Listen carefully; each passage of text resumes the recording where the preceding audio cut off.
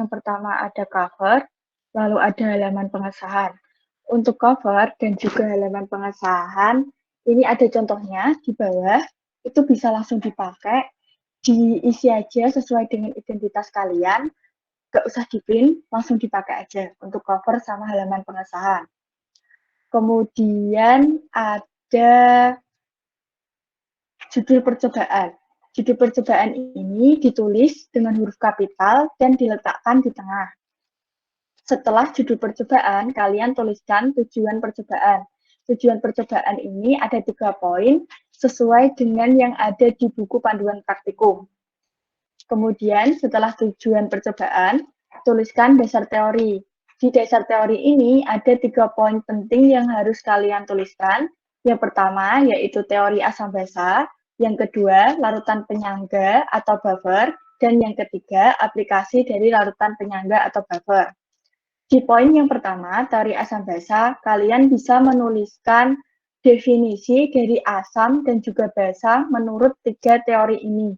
Teori Arrhenius, teori Bronsted-Lowry, dan juga teori Lewis. Kalian tuliskan saja definisi asam dan basa. Kemudian yang di poin kedua, di larutan penyangga atau buffer, kalian bisa menuliskan definisi dari larutan penyangga.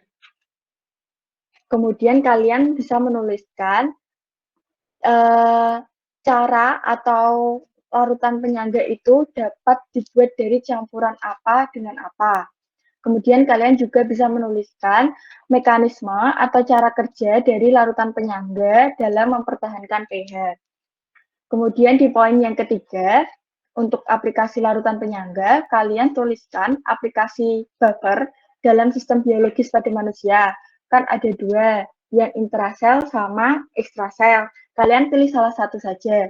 Kemudian sebutkan komponen buffer tersebut. Maksudnya gimana?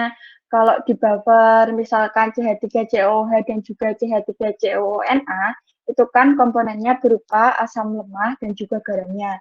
Nah, kalau di cairan intra atau ekstrasel yang kalian tulis di sini, itu komponennya berupa apa? Kemudian kalian juga bisa menjelaskan bagaimana buffer tersebut bekerja mempertahankan pH dalam tubuh. Itu untuk dasar teori. Kemudian di dasar teori ini, karena dia berupa kutipan-kutipan dari referensi yang kita baca, kemudian kita jadikan sebagai dasar dari percobaan yang kita lakukan, maka di dasar teori ini harus ada sitasinya. Jangan lupa di bahwa sitasi ini harus ada di daftar pustaka. Kemudian untuk referensi yang bisa digunakan di dasar teori ini, minimal 2 buku dan 1 jurnal. Apabila kalian menemukan sumber-sumber yang lain atau referensi yang lain, yang ingin kalian masukkan di dasar teori, lebih dari 2 buku dan 1 jurnal, boleh dimasukkan. Maka semakin banyak referensinya, maka akan semakin bagus. Itu untuk dasar teori. Kemudian yang ketiga ada metode percobaan. Di metode percobaan ini kalian tuliskan alat, bahan, dan juga cara kerja. Pada poin alat ditulis dalam bentuk paragraf dan juga cantumkan volume dari alat yang digunakan. Contohnya gelas beker 100 ml. Kemudian untuk di poin bahan sama ditulis dalam bentuk paragraf juga. Jangan ditulis dalam bentuk poin-poin, dan juga cantumkan konsentrasi dari bahan yang digunakan. Misalkan larutan HCl 0,1 molar. Kemudian di poin yang ketiga, atau cara kerja, ini ditulis sesuai dengan yang ada di video praktikum. Ada 6 larutan yang kita buat dan kita uji pH-nya. Maka di sini di cara kerja tuliskan mulai dari pembuatan larutan HCl 10⁴ molar dan uji pH-nya hingga ke pembuatan larutan buffer NH4OH dan NH4+ 1:4 beserta uji pH-nya. Untuk cara kerja sendiri juga sama, ditulis dalam bentuk paragraf, kemudian menggunakan kalimat pasif. Contoh kalimat pasifnya seperti ini. Misalkan asam asetat sebanyak 5 ml ditambahkan ke dalam tabung reaksi. Jangan menggunakan kalimat perintah seperti tambahkan, masukkan, campurkan. Jangan menggunakan kalimat perintah, tapi gunakan kalimat pasif untuk menulis cara kerja. Oke, selanjutnya masuk ke hasil dan pembahasan. Di sini ada 2 poin, yaitu poin hasil percobaan dan pembahasan. Di poin hasil percobaan, kalian tuliskan data percobaan dalam bentuk tabel, sama persis seperti yang dicontohkan ini. Yang pertama, tabel untuk perubahan pH dalam larutan non-buffer. Yang kedua, tabel untuk perubahan pH dalam larutan buffer. Dan tabel yang ketiga adalah rangkuman perubahan pH akibat penambahan asam atau basa pada kedua larutan, non-buffer maupun buffer. Itu untuk hasil percobaan. Kemudian untuk di pembahasan, pada pembahasan ini minimal terdapat 7 poin yang sudah saya tuliskan di sini. Apabila teman-teman memiliki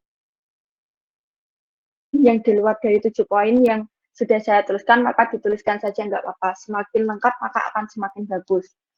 Untuk pembahasannya sendiri minimal harus ada tujuan dan metode secara singkat. Kemudian ada fungsi perlakuan. Di sini ada 5 fungsi perlakuan yang sudah saya tuliskan. Misalkan pengecaran bertahap, itu tujuannya untuk apa. Lalu volume dari setiap larutan yang diuji pH-nya, kenapa harus disamakan. Kemudian fungsi dari pengadukan sebelum diukur pH-nya itu untuk apa. Fungsi dari penambahan asam atau basa pada setiap larutan itu apa. Dan perbandingan volume komponen buffer NH4OH dan NH4+. Kemudian kalian juga bisa menuliskan bagaimana perubahan pH larutan non-buffer dan juga larutan buffer ketika dia ditambahkan sedikit asam atau sedikit basa. Lalu untuk setiap larutan buffer, jelaskan bagaimana mekanisme atau cara kerja buffer tersebut dalam mempertahankan pH ketika ditambahkan sedikit asam atau sedikit basa. Lalu tuliskan persamaan reaksi yang terjadi di setiap larutan.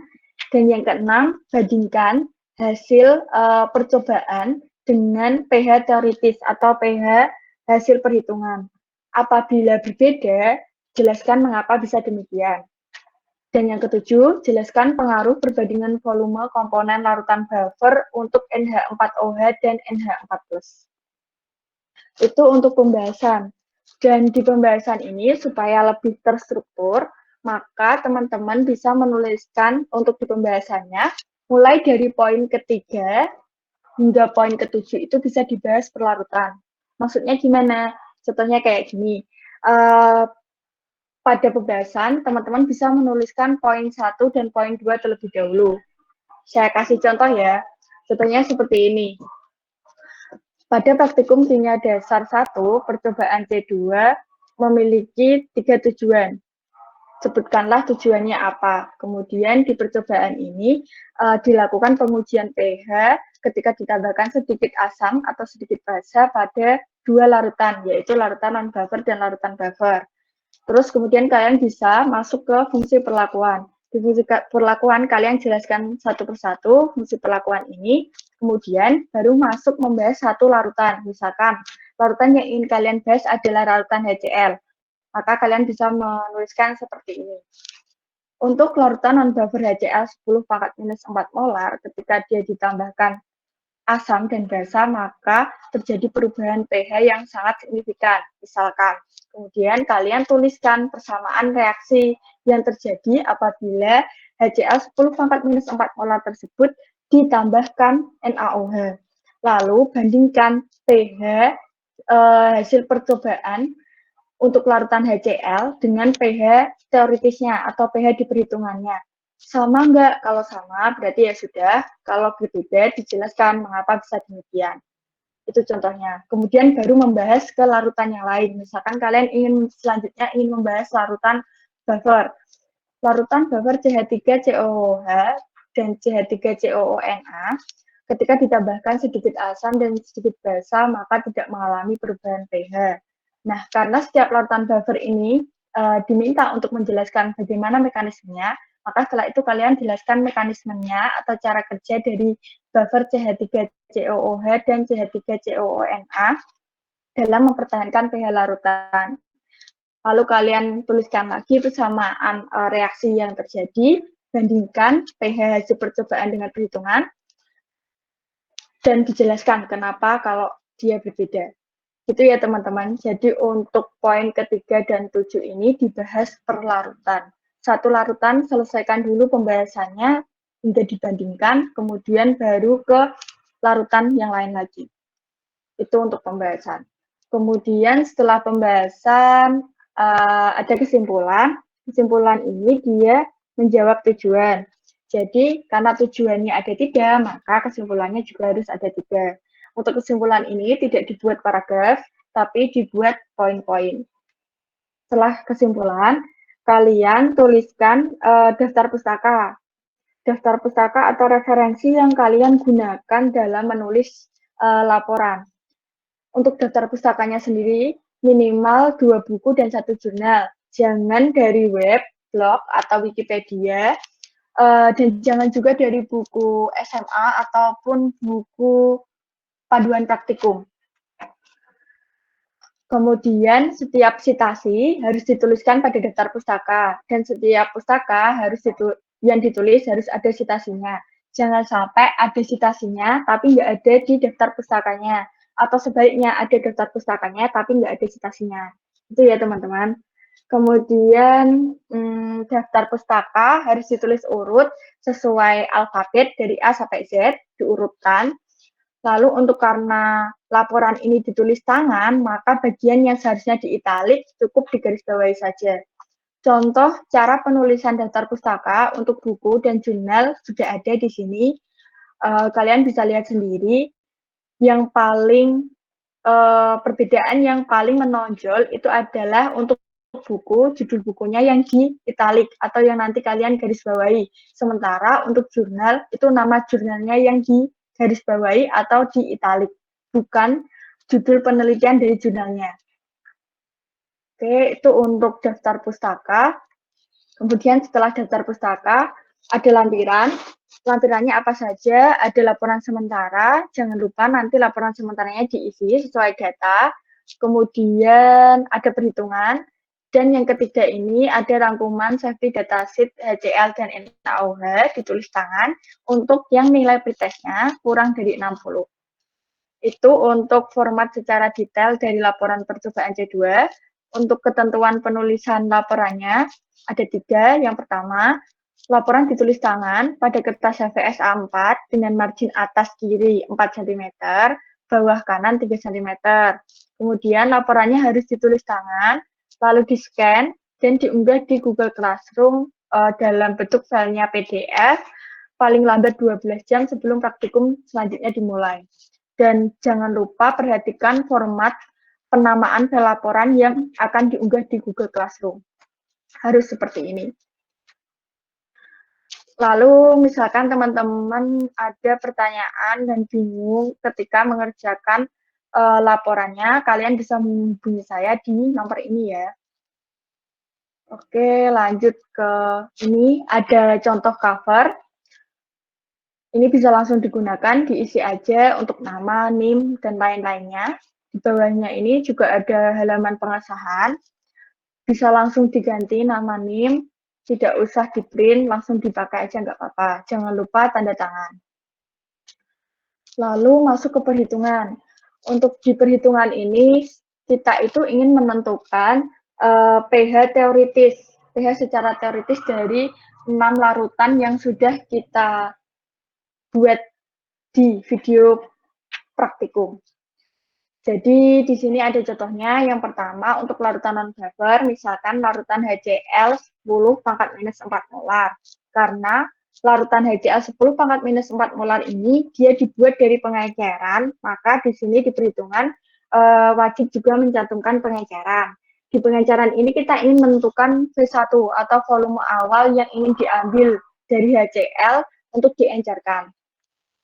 Jadi karena pengencarannya 3 kali, maka ada 3 V1 yang ingin kita tentukan.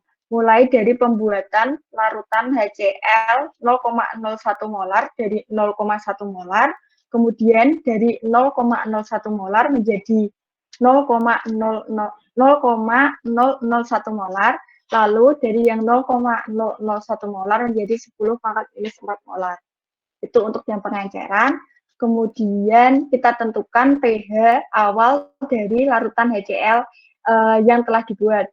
Karena HCl merupakan asam kuat, maka konsentrasi ion H+ yang ada di dalam larutan itu bisa kita ketahui dari molaritasnya. Dari konsentrasi H+ itu nanti kita bisa dapat mengetahui pH dari larutan, pH secara teoritis. Lalu kita bisa menentukan pH larutan ketika dia ditambahkan HCl. Bagaimana caranya? Caranya adalah tentukan terlebih dahulu mol dari HCl yang 10⁻⁴ molar. Lalu kita tentukan mol HCl yang kita tambahkan. Dari kedua mol itu, nanti kita bisa mengetahui konsentrasi H+ total yang ada di dalam larutan. Konsentrasi H+ total bisa kita gunakan untuk mengetahui pH. Lalu ada pH HCl ketika dia ditambahkan basa NaOH 1 molar, ini sama seperti yang di atas. Pertama tentukan dulu mol HCl-nya, kemudian tentukan mol NaOH yang ditambahkan. Karena HCl dan NaOH ini dia bereaksi, asam dan basa bereaksi menjadi garam dan juga H2O atau air, maka tuliskan reaksinya. Tuliskan mula-mula mol dari setiap produk, kemudian mol ketika bereaksi, dan mol sisa. Dari sini nanti kita bisa menentukan konsentrasi OH- total yang ada di dalam larutan. Lalu konsentrasi OH- tadi bisa kita gunakan untuk menentukan pOH. pOH bisa kita gunakan untuk menentukan pH dari larutan. Itu untuk yang contoh dari larutan yang non-buffer. Karena ada dua, larutan HCl dan NaOH. Untuk larutan NaOH-nya ini juga sama, langkahnya seperti yang atas tadi, yang larutan HCl. Jadi ada pengenceran, ada 3V1 yang harus ditentukan, kemudian ada pH sebelum penambahan asam atau basa, atau pH awal dari larutan NaOH-nya kita tentukan dulu, kemudian pH setelah dia ditambahkan asam, dan pH setelah dia ditambahkan basa. Itu untuk yang larutan non-buffer. Kemudian ini ada yang untuk larutan buffer, ini dia lebih sederhana dibandingkan larutan non-buffer. Jadi kita ingin menentukan pH secara teoritis dari larutan buffer yang kita buat. Contohnya di sini ada larutan NaH2PO4 dan Na2HPO4.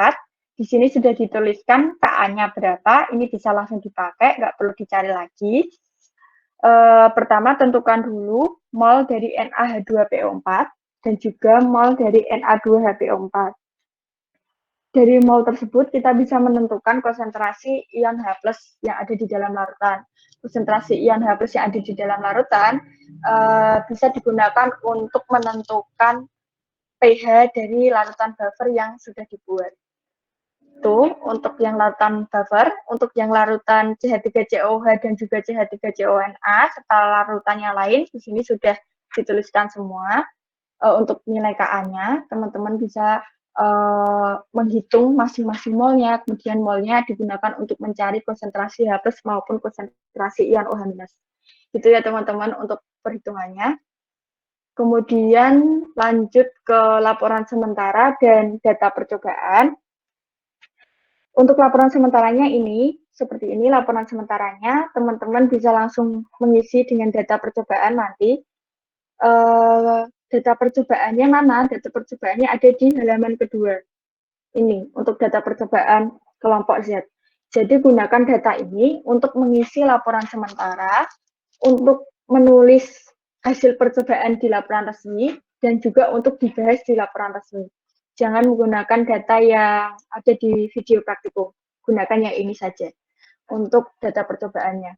Kemudian di laporan resmi ini dilengkapi kecuali yang larutan 1 atau air, karena di video praktikum tidak dilakukan pengujian untuk air, maka untuk yang larutan 1 air ini nanti bisa dikosongi. Selebihnya bisa diisi sesuai dengan data yang ada di bawah. Jangan lupa di laporan sementara teman-teman tanda tangan. Karena ini tidak dilakukan secara berpasangan, maka untuk bagian nama pasangan dan juga praktikan 2, bagian yang ini bisa dilewati saja. Itu ya teman-teman untuk format laporan dan juga data percobaan, laporan sementara, dan juga perhitungan. Ada yang ingin ditanyakan? Oke, Putri Safitri. Maaf Kak, saya izin bertanya. Untuk tadi kan datanya ini nanti berarti tidak perlu dilampirkan di laporan ya Kak? Berarti langsung laporan sementaranya saja? Iya, untuk data percobaan yang di halaman 2 tadi nggak perlu dilampirkan lagi. Ditulis langsung di laporan sementara sama di bagian hasil percobaan. Gitu ya. Oke Kak, terima kasih. Iya, sama-sama. Ada yang ingin ditanyakan lagi? Oke, Yunanto. Ini Kak, aku mau tanya, untuk laporan sementaranya ini diketik atau ditulis tangan? Terus sama satu lagi itu, Oh ya, gimana? sama satu lagi, deadline-nya itu bener-bener 12 jam sebelum praktikum selanjutnya, atau gimana ya? Soalnya yang kemarin itu bukan min 12 jam, tapi min 36 jam Kak. Jadi Oke. kita ngerjain laporannya keburu-buru juga. Oke, jadi untuk yang laporan sementara, pakai yang ini aja. Nanti ini diupload kok di Google Classroom. Pakai ini langsung, nggak usah ditulis tangan ya. Cukup diisi aja datanya dengan datanya, percobaannya kalian, gitu ya. Terus untuk Pengisiannya elektronik berarti ya Kak? ya boleh elektronik. Nggak usah di print, langsung elektronik aja nggak apa-apa. Jangan lupa tanda tangan. Terus untuk yang masalah deadline laporan itu, untuk deadline laporannya 12 jam. Sepertinya kemarin Mbak Krisna salah ngeset ini ya, deadline-nya. Harusnya kan Kamis jam 3 dini hari gitu kan. Tapi kayaknya dia salah ngeset deh untuk deadline-nya ini. Gak apa-apa, tetap dikumpulkan saja. Nanti tetap dikumpulkan saja, tetap terkumpul kok, walaupun nanti tulisannya ada terlambat dikumpulkan gitu. Tapi untuk Ya, yang selanjutnya, ya, terburu-buru jadinya gara-gara. Soalnya saya tanya suruh udah ikuti yang di classroom aja, nggak ada penyelesaian gimana-gimananya. oh gitu, oke. Untuk yang next dipastikan Kamis jam 3 dini hari gitu ya untuk deadline-nya. Oke, Mbak. Makasih. Ya, sama-sama. Ada yang ingin ditanyakan lagi, teman-teman?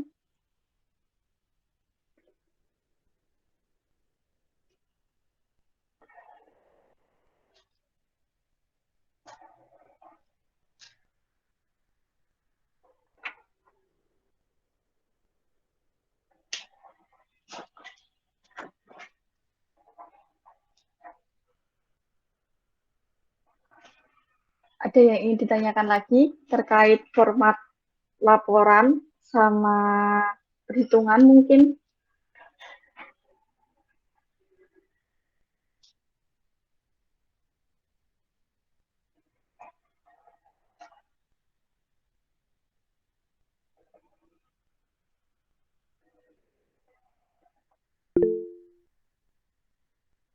Iya, Muhammad Rizky. Izin bertanya Kak, berarti ya, yang diketik itu hanya cover, halaman pengesahan, sama laporan sementara ya Kak? Iya, benar. Nggak usah diketik sih, itu langsung pakai yang ada di filenya itu nggak apa-apa kok. Dilengkapi aja nama, NIM, atau identitasnya gitu. Gitu ya. Oh ya, baik Kak. Terima kasih. Sama-sama. Ada yang ingin ditanyakan lagi, teman-teman?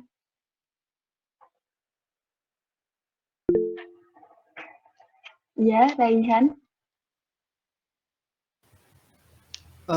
Apa itu namanya? Jadi tadi kan saya mendengar itu pada bagian pembahasan itu lebih baik ditulis per larutan. Itu maksudnya gimana ya?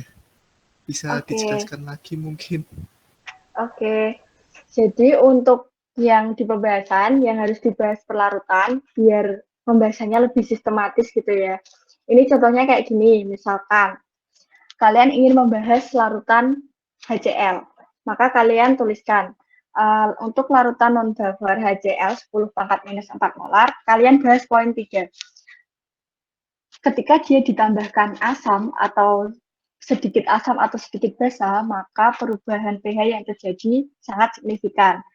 Terus jangan langsung lewat atau langsung lompat ke larutan yang lain. Kalian selesaikan dulu membahas larutan HCl. Ada reaksi nggak ketika larutan HCl tersebut ditambahkan dengan sedikit asam atau sedikit basa? Kalau ada, tuliskan dulu persamaan reaksi yang terjadi. Kemudian bandingkan pH hasil percobaan dengan pH teoritis atau pH yang kalian dapat dari perhitungan. Sama enggak? Kalau sama, ya berarti ya sudah. Kalau tidak sama, itu dijelaskan kenapa. Baru nanti kalian lanjut lagi membahas larutan yang lain. Jangan larutan HCl dibahas dulu tentang bagaimana perubahan pH, terus langsung loncat ke larutan yang lain, nggak diselesaikan dulu pembahasannya sampai poin ke-6 gitu. Jangan kayak gitu. Paham nggak? Paham, Kak. Terima kasih. Oke, sama-sama. Ada yang ingin ditanyakan lagi, teman-teman?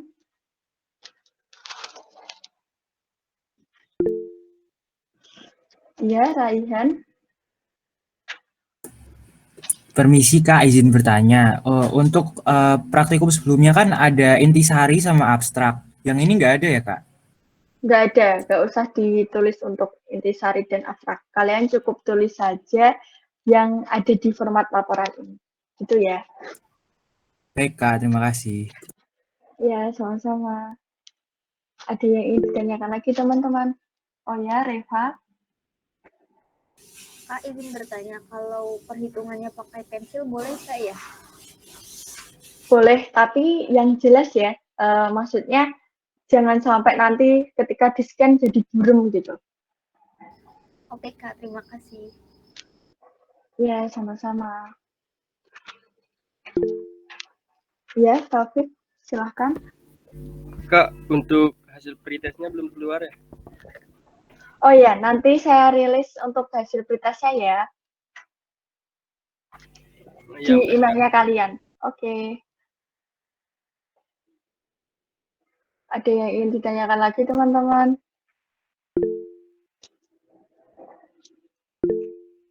Iya, Naufal, silahkan. Ya Kak, sebelumnya terima kasih udah bikin format laporannya ini, contoh format laporannya ini dengan lengkap. Nah, yang saya mau tanya itu, tadi saya dengar pilih salah satu aja itu bagian apa ya Kak ya? Dasar teori atau apa ya Kak ya? Soalnya tadi putus-putus tempatnya saya. Oh gitu. Gak ada yang dipilih salah satu sih untuk dasar teori, bagian dasar teori, sebentar. Dasar teori ini kalian tuliskan poin-poin yang sudah saya tuliskan di sini. Jadi di dasar teori ini, misalkan di teori asam basa, poin yang pertama, kalian tuliskan definisi asam dan basa menurut 3 teori ini. Kemudian untuk yang di poin kedua, larutan penyangga atau buffer, kalian tuliskan yang pertama, definisi buffer itu apa, cara buatnya gimana, atau bisa dibuat dari mencampurkan larutan apa dengan apa, dan juga cara kerja si buffer ini dalam mempertahankan pH larutan. Dan di poin ketiga, kalian jelaskan aplikasi buffer dalam sistem biologis pada manusia. Kalian bisa milih, kan ada yang intrasel sama ekstrasel, pilih salah satu. Itu ya mungkin ya. Jadi sistem biologis itu kan ada intrasel, ada ekstrasel, pilih salah satu saja, nggak usah ditulis dua-duanya. Kemudian sebutkan komponen buffer tersebut. Jadi kalau misalkan di buffer CH3COOH dan CH3COONA, itu kan komponennya asam lemah dan juga garamnya gitu kan. Nah, kalau di sistem biologis pada manusia yang kalian tulis di awal ini, itu komponennya apa? Terus jelaskan bagaimana buffer tersebut bisa mempertahankan pH dalam tubuh. Gitu ya. Baik Kak, terima kasih. Ya, sama-sama. Ada yang ingin ditanyakan lagi, teman-teman?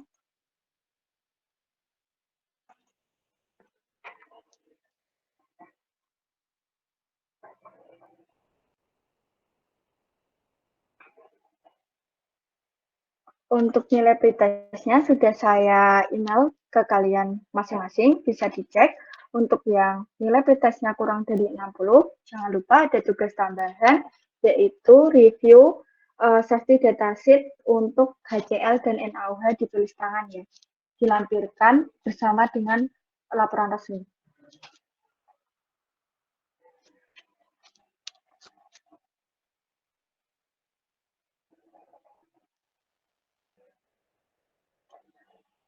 Dan untuk format laporan, perhitungan, dan juga data percobaan sudah ada di Google Classroom ya teman-teman. Bisa di-download. Oke, Muhammad Rizky.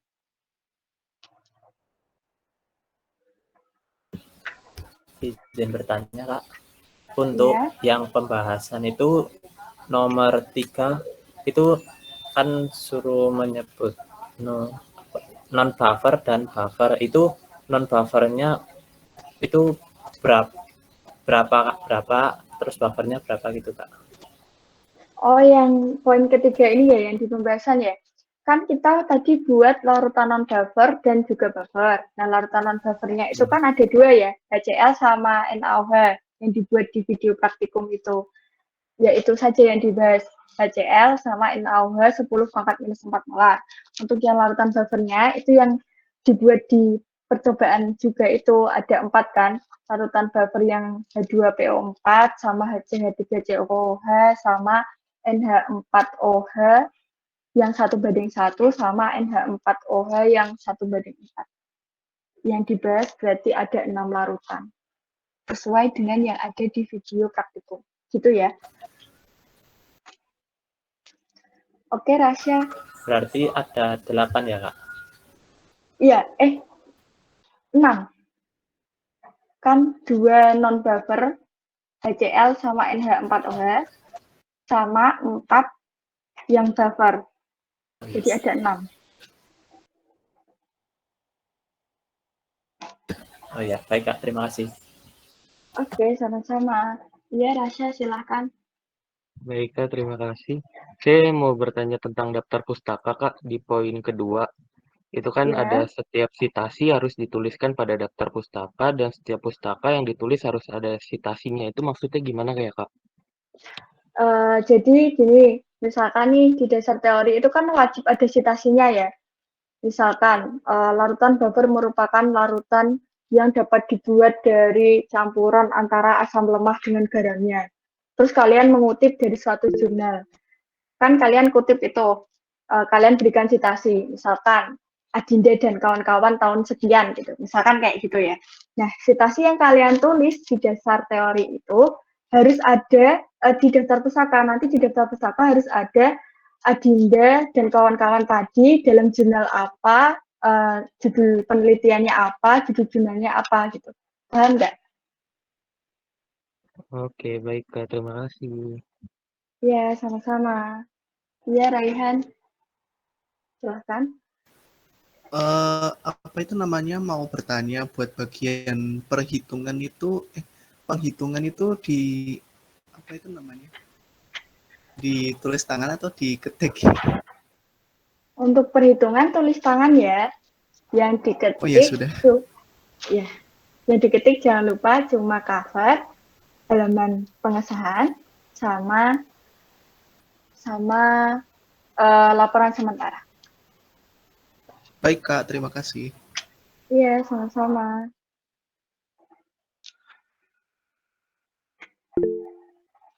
Ya, Rizka, silahkan. Permisi Kak, izin bertanya untuk yang daftar pustaka kan minimal harus dari 2 buku dan 1 jurnal. Kalau misalnya dari jurnal semua itu boleh enggak? Usahakan 2 buku 1 jurnal ya. Kalau misalkan 2 buku dan 1 jurnal sudah kalian sudah dapat gitu. Nanti kalau kalian mau nambah jurnal yang lain, jadi enggak 1 jurnal tapi 3 jurnal gitu, tapi tetap harus ada bukunya, itu enggak apa-apa. Gitu ya. Oke, baik Kak. Terima kasih. Iya, sama-sama.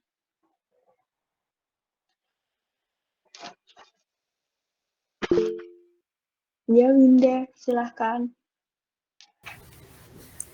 Misi Kak mau tanya, pada hasil percobaan kan ada tabel ya Kak. Nah, itu tinggal diisi aja atau kita tulis tangan, Kak? Kan tadi kan Kakak bilang kalau yang ditulis tangan kan kecuali cover, halaman pengesahan sama laporan sementara ya? Iya, untuk tabel yang ada di hasil percobaan ini ditulis tangan ya. Oke, Kak, terima kasih. Ya, sama-sama. Jadi, saya ingatkan lagi ya teman-teman, untuk yang diketik, kalau nggak perlu diketik, langsung diisi aja sesuai dengan identitasnya kalian. Itu hanya 3, cover, halaman pengesahan, sama laporan sementara. Yang lainnya ditulis tangan semua. Gitu ya teman-teman. Oke, ada yang ingin ditanyakan lagi?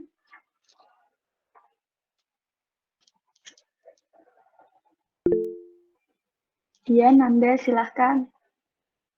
Mohon maaf Kak, izin bertanya untuk yang penulisan daftar pustaka itu kan urut sesuai alfabet. Nah, itu nama penulisnya atau bagaimana ya Kak? Terima kasih. Iya, untuk yang daftar pustaka, yang sesuai alfabet itu, dia urut sesuai dengan nama belakang dari penulis. Jadi yang ditulis di daftar pustaka itu kan nama paling belakang. Nah, diurutkan berdasarkan nama paling belakang yang ditulis itu. Gitu ya. Ya, baik Kak, terima kasih. Ya, sama-sama.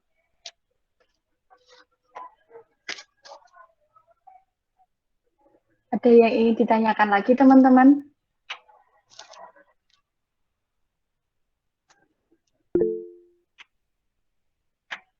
Iya, silahkan Rizka.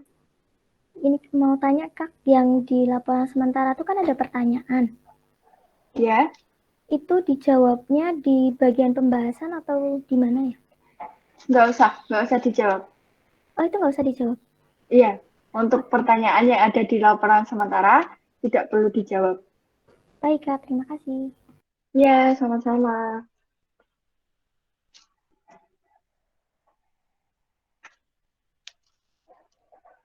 Ada yang ingin ditanyakan lagi, teman-teman?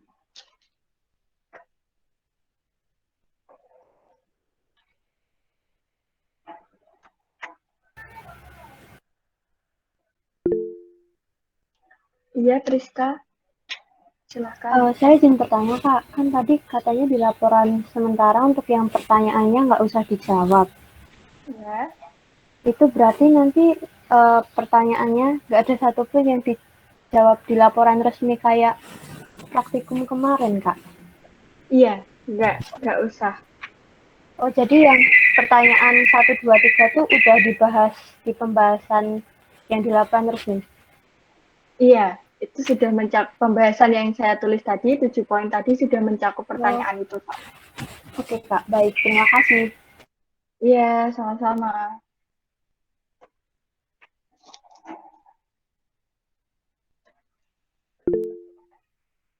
Iya, Teresa, silahkan. Kak izin bertanya, kalau yang nilainya pas 60 itu ngerjain tugas tambahan lagi atau tidak perlu, Kak? Tidak perlu. Yang nilainya pas 60, tidak perlu mengerjakan tugas tambahan lagi. Cukup Makasih, yang kurang dari 60. Ya, sama-sama.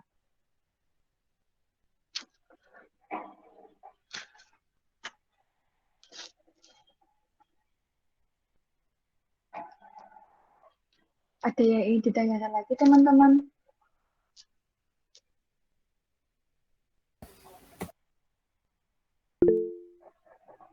Iya, Muhammad Rizky. Kak izin bertanya, untuk tanggal tanda tangan di halaman pengesahan itu H+1 dan yang laporan sementara hari H, Kak? Atau gimana? Yang sebentar ya. Yang ini ya, yang halaman pengesahan itu ketika kalian mau mengumpulkan. Yang ini, ketika kalian menulis, ketika kalian ngerjain laporannya, mau dikumpulin. Terus untuk yang di sini, di laporan sementara, tanggalnya di sini, tanggal hari ini ya.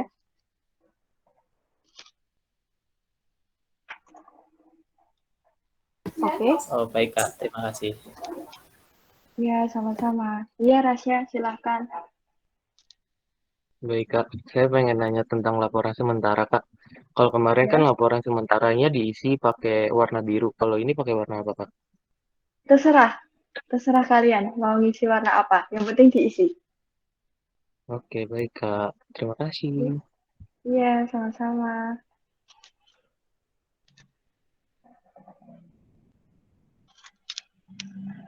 Ada yang ingin ditanyakan lagi, teman-teman?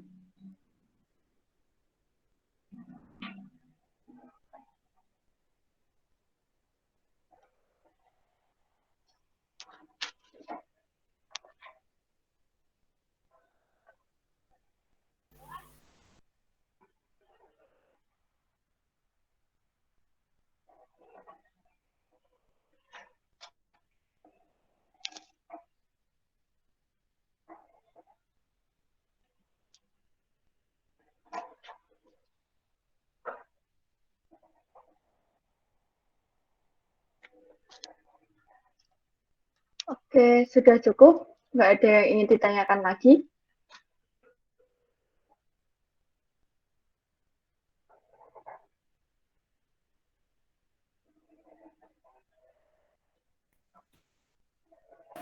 Sepertinya sudah cukup, Kak. Oke, kalau sudah cukup, saya cukupkan sampai di sini untuk praktikum percobaan